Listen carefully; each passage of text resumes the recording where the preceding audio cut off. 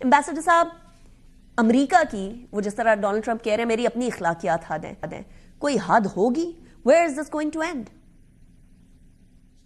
جی دیکھیں، اس میں ذرا ہمیں پرسپیکٹو میں دیکھنا چاہیے. پہلی چیز تو جو ٹرمپ صاحب نے جو انٹروینشن کی ہے وینزویلا میں، وہ ایک ملٹری آپریشن تھا، پر اس کی آبجیکٹیو لمیٹڈ تھی کہ انہوں نے جا کے ان کے جو صدر ہیں ان کو قبضہ کر کے نکالا. اس وقت وہ دھونس کے تحت وینزویلا کی جو حکومت ہے ان سے کوآپریشن لے آ رہے ہیں. تو یہ ایک بہت یونیک قسم کا انٹرونشن تھا. اسی طرح سے انہوں نے کولمبیا کو دھمکی دی، اور پھر کولمبیا کے جو صدر ہیں ان سے بات چیت بھی کی ٹیلی فون پر، اور وہاں کہا کہ نہیں بہت اچھے لوگ ہیں، وہ ہمارے ساتھ کوآپریٹ کریں گے.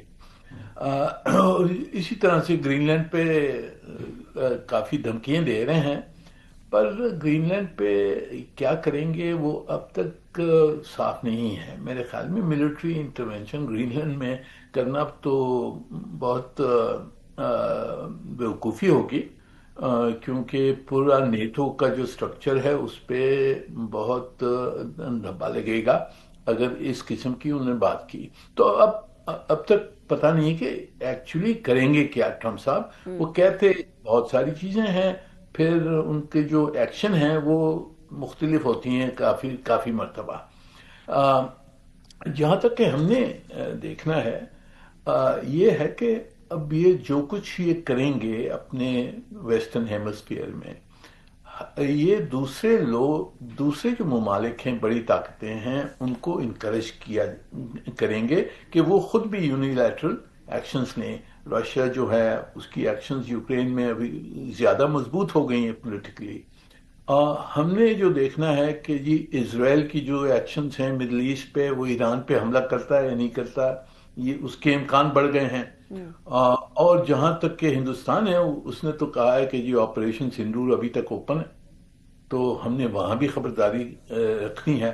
تو یہ ماحول جو ہے یہ کافی خوفناک ماحول ہے پوری دنیا میں، اور پاکستان نے یہ دیکھنا ہے کہ جی ہم اپنی حفاظت کس طرح سے رکھیں، اور حفاظت ہماری سب میں بڑی جو چیز ہے وہ ہے ہماری طاقت. رائٹ تو اس کے رائٹ. اچھا سعید محمد علی صاحب، نیٹو کے اوپر اٹیک کر رہے ہیں، جیسے ایمبیسڈر صاحب نے بھی کہا ہے کہ یہ گرین لینڈ میں بھی کیا سچویشن ہونی ہے وہ پتہ نہیں چل رہا. کبھی ٹرمپ صاحب یہ بات کرتے ہیں کہ ہم لوگوں کو قبضہ کرنا پڑے گا، کبھی وہ کہتے ہیں پیسے دینے کی بات کرتے ہیں گرین لینڈ کو، kind of trying to buy it off. آپ کی نظر میں ٹرمپ کی کیا اسٹریٹجی ہوگی، یا بیک آف کرنے کے کوئی امکانات نظر آتے ہیں آپ کو؟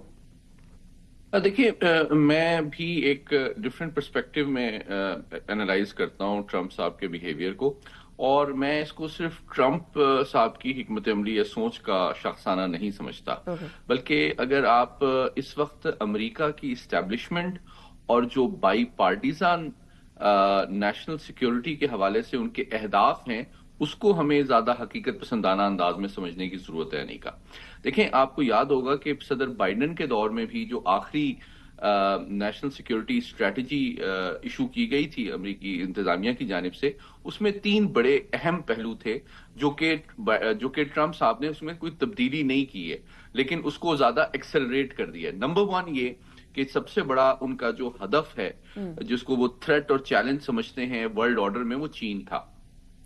اس کے بعد رشیا، اور پھر ریجنل تھریٹس کے طور پہ وہ ایران اور نارتھ کوریا کو انہوں نے آئیڈینٹیفائی کیا تھا. تو اس پرائرٹی میں کوئی تبدیلی نہیں آئی ہے.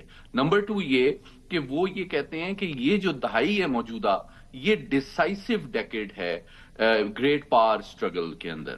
اور نمبر 3 جو سب سے امپورٹنٹ جو کچھ ہوتا ہوا نظر آ رہا ہے، جس کو وہ ایکسپلین کرتے ہیں، کہ چائنا کے رائز یا رشیا کے ریسرجنس کو ڈیلے اور ڈسرپٹ کرنا امریکی قومی سلامتی کا سب سے بڑا ہدف ہے.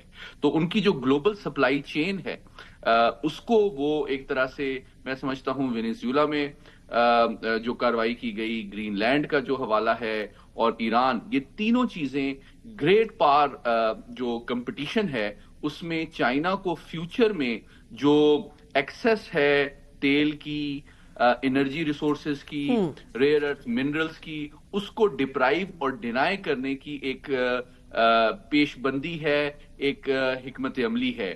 ایران جو ہے وہ دنیا کا تیسرا بڑا تیل پیدا کرنے والا ملک ہے اور اس کے وہ فیوچر میں چین کی سسٹینیبل اکنامک گروتھ کے لیے ایک بڑا امپورٹنٹ پارٹنر ہو سکتا تھا. اسی طرح وینیزولا جو ہے اگر ایران کے حوالے سے کوئی ایکشن لیا جاتا ہے آنے والے ہفتوں مہینوں میں تو امریکہ کو اس بات کا اندازہ ہے کہ ایران کے پاس جو سب سے بڑا ہتھیار اس وقت ہے وہ گلف کو بلاک کر کے آئل پرائسز کو ریز کرنا ہے.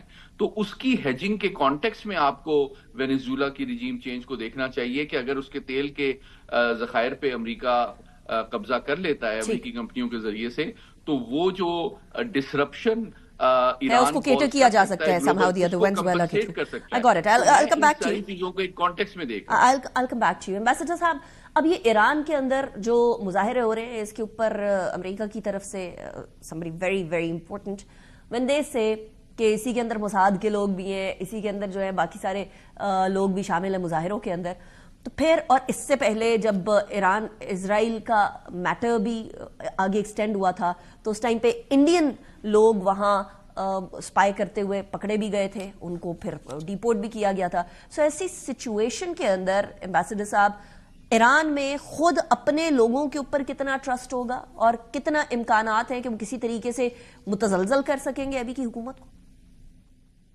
جی میرے خیال میں آپ نے یہ دیکھا کہ ایران میں کافی مرتبہ اس قسم کی پروٹیسٹ ہوئی ہیں اور جو وہاں کی حکومت ہے اس نے ہر مرتبہ سپریس کیا اور سپریس کرنے میں وہ کامیاب ہو گئے.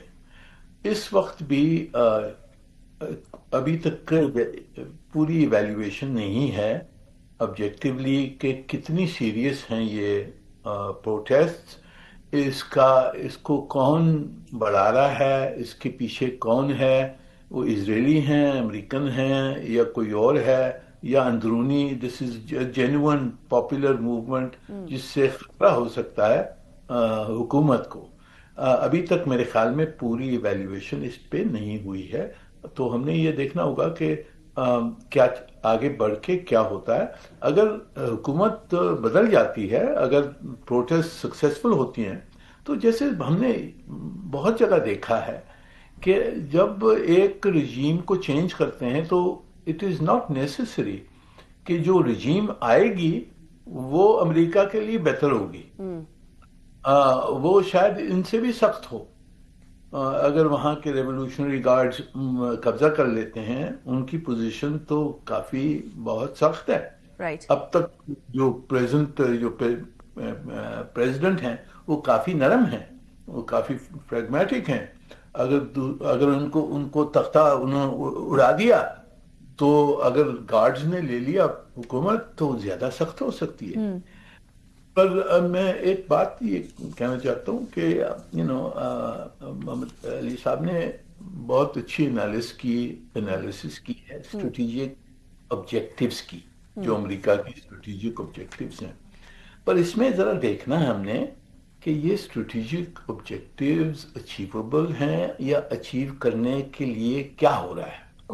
وینزویلا کا جو تیل ہے اس پہ قبضہ کرنا بہت مشکل ہوگا, اور ناٹ اونلی بیکاز کہ حکومت ان کے خلاف ہے وغیرہ, پر جو آئل کمپنیز ہیں وہ نہیں جائیں گی وہاں جب تک کہ امن نہیں ہوگا, وہاں سیکیورٹی نہیں ہوگی, کوئی پولیٹیکل فریم ورک نہیں ہوگا تو وہ نہیں جائیں گے. اسی طرح ایران تیل لینا یا ایران نے ایکشنز لینا بڑا مشکل ہوگا امریکہ کے لیے اور کوئی اور بھی باہر کے ملک کے لیے. تو وی ہیو ٹو سی کہ آبجیکٹیوز کیا ہیں اور وہ کس طرح سے حاصل کی جا سکتی ہیں یا نہیں ہو سکتی. Okay right. ایمبیسڈر سعید محمد علی صاحب, very quick closing remarks 30 seconds. دیکھیں میں سمجھتا ہوں کہ ایران کے حوالے سے 2-3 میرے امپورٹنٹ کمنٹس یہ ہیں کہ ہمارے سامنے جس طرح ایمبیسڈر صاحب نے کہا افغانستان کی اگزامپل موجود ہے.